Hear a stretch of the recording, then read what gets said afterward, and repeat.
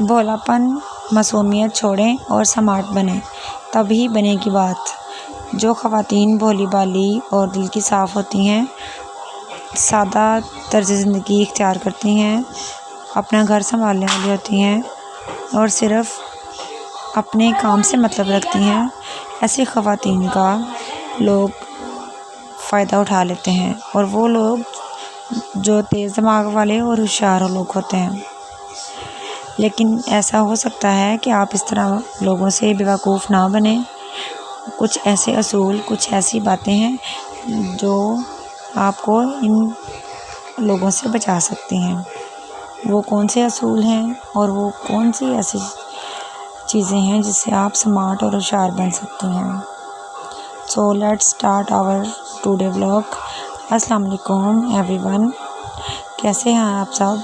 उम्मीद करती हूँ सब ठीक ठाक होंगे। अल्लाह के फजल से मैं भी ठीक ठाक हूँ। Let's move on topic. सबसे नंबर 1 पे है जी, it has only happen to me. मतलब ऐसा कभी मत सोचें कि अगर कोई गलत हुआ है या कभी कोई धोखा हुआ है या किसी ने आपको चीट किया है, किसी ने आपसे बदसलूकी की है, तो वो सिर्फ आप ही के साथ है। ऐसा बिल्कुल नहीं है, क्योंकि जब हमारे साथ कोई बदसलूकी करता है या बुरा सलूक करता है, हमें धोखा देता है, तो हम ये समझते हैं कि शायद उसने सिर्फ हमारे साथ ही ऐसा किया है या हर शख्स हमारे साथ ही ऐसा कर रहा है। ऐसा नहीं होता।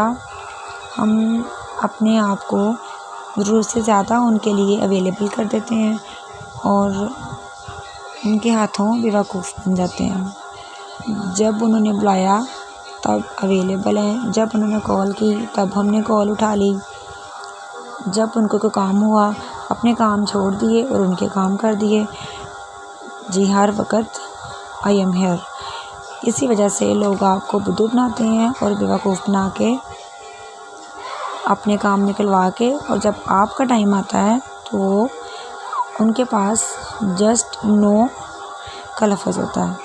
तो फिर हम डिसहार्ट हो जाते हैं, क्योंकि हम भी उनसे वही उम्मीदें लगा के बैठे होते हैं जो हमने उनके लिए किया होता है। सो अपनी दुनिया से बाहर निकलें। अगर किसी ने आपके साथ धोखा किया है, कुछ ऐसा हुआ है, किसी का सलूक आपको गलत लगा है, तो अपने आप को आइसोलेट नहीं करना, बल्कि अपनी और एफ़र्ट करनी है और इस टेंशन से अपने आप को बाहर निकालें। यहाँ पे मैं आपको अचार दिखा रही हूँ। मैंने मिर्चों का और लहसुनों का अचार बनाया था, तो ये मैं रेसिपी आपके साथ शेयर नहीं कर सकी। बहुत सारी मेरी बहनें घर में अचार डालती होंगी, उनको पता होगा, लेकिन अचार डालने के बहुत से मुख्तलिफ़ तरीके होते हैं। तो मैं भी आपके साथ किसी वक्त शेयर करूँगी। लेकिन ये जी मेरा अचार अब तकरीबन तैयार है, तो इसको मैं अभी 1-2 दिन और धूप में रखूँगी, फिर इंशाल्लाह ये बिल्कुल रेडी हो जाएगा। अभी मैंने मैंगो का अचार डालना है। मैं काफ़ी लेट हो गई हूँ, लेकिन इंशाल्लाह ये कुछ दिनों में मैं मैंगो का अचार डालूँगी और आपके साथ उसकी रेसिपी भी शेयर करूँगी। जी, नंबर 2 पे आता है जी, जब हम किसी से बात करें तो बहुत मुख्तसर बोलें, लेकिन बहुत अच्छा बोलें। यानी कि हमें उतनी ही बात करनी चाहिए जितनी ज़रूरत है। जब कोई महफ़िल में रिश्तेदार, दोस्त, हमसाया, कोई भी हम इकट्ठे बैठते हैं, तो हमें क्या करना है, हमने बोलना है कम और उतना जितना ज़रूरत है। कहते हैं ना कि पहले तोलो फिर बोलो।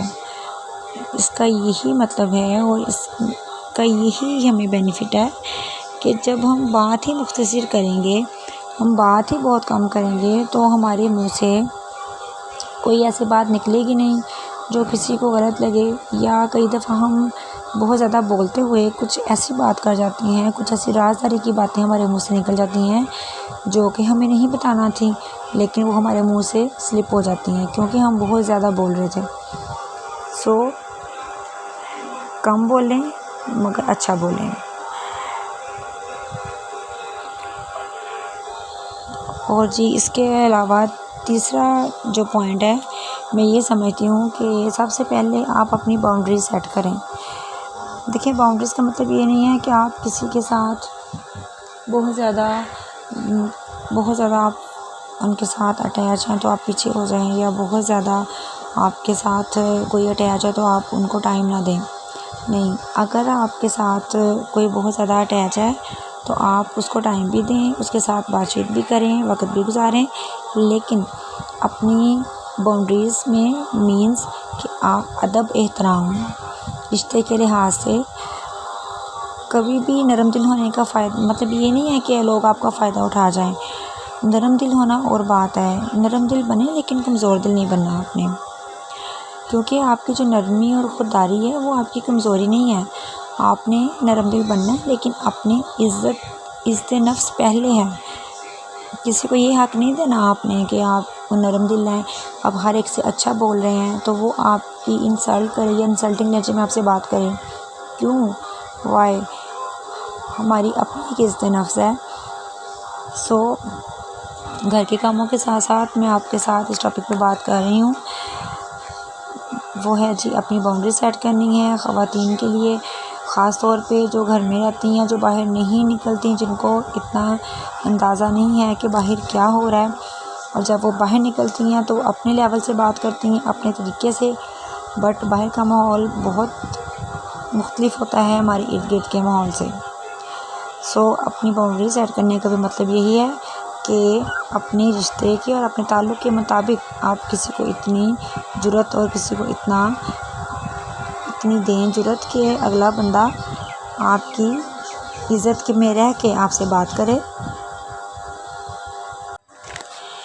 और जी आपको इस बात का तो पता ही है कि लोगों को जिससे मतलब होता है लोग उसी के गुण गाते हैं और उसी के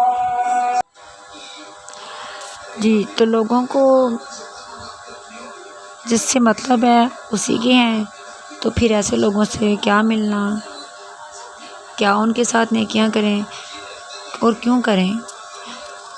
इसका मतलब ये नहीं है कि हमने किसी से नहीं मिलना। मेरा कहने का मतलब ये है कि अगर हमें किसी से अच्छा रिस्पॉन्स नहीं मिल रहा, सबके साथ अच्छा करें लेकिन अपने साथ बुरा ना होने दें। इसका मतलब ये है कि अगर हमने किसी के साथ अच्छा किया है तो हम भी उसी से यही एक्सपेक्ट करते हैं कि वो भी अच्छा करे, लेकिन अजर तो खुदा ताला देता है।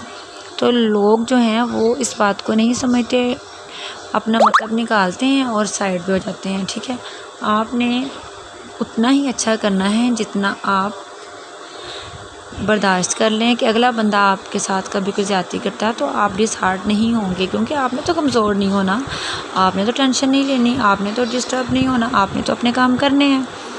यहाँ पे जी मैंने किचन की सफाई की है, साथ साथ मैंने आलू बॉयल होने के रखे हुए थे। आज बच्चों ने आलू के पराठे बनाने थे और मैंने बनाने थे और बच्चों ने खाने थे। और यहाँ जी मेरा बेटा है मोइज़ अहमद, इसकी आज है जी सालगिरह। तो ये हो गया है 8 साल का, 28 जुलाई।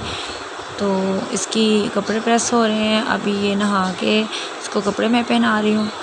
और कोई सालगिरह तो हम नहीं मनाते, ना ही हम केक लेके आते हैं। जिस बच्चे की सालगिरह होती है उस बच्चे के लिए हम पेस्ट्री ले आते हैं और इससे बच्चा भी खुश हो जाता है और जी इसको हम गिफ्ट भी ले लेते हैं।